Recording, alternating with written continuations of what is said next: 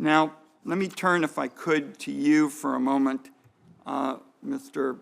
Vila. As you know, Secretary Zinke has been subject to a jaw-dropping array of federal investigations raising very substantial ethical concerns about what has gone on at the Interior Department. Suffice it to say, we've seen a pattern of other officials involved in this. It's kind of like when you listen to all this, somebody just lost the ethical compass.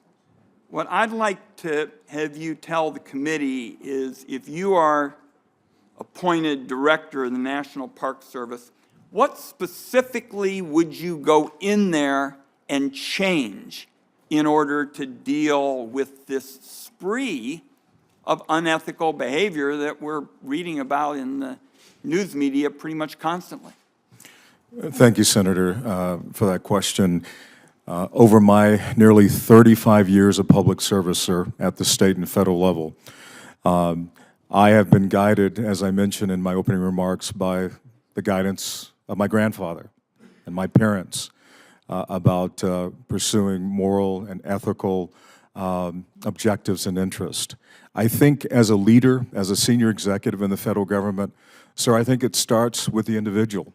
And if confirmed, setting the example at the director, as director, setting the bar as to what is not acceptable. I think we achieve that through training, further training. I think we do that through accountability. But it starts at the top.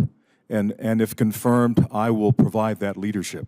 I will just tell you respectfully, sir, I asked specifically what you would change. And all the words that you just offered me are certainly ones that I would agree with. I think virtually anybody would.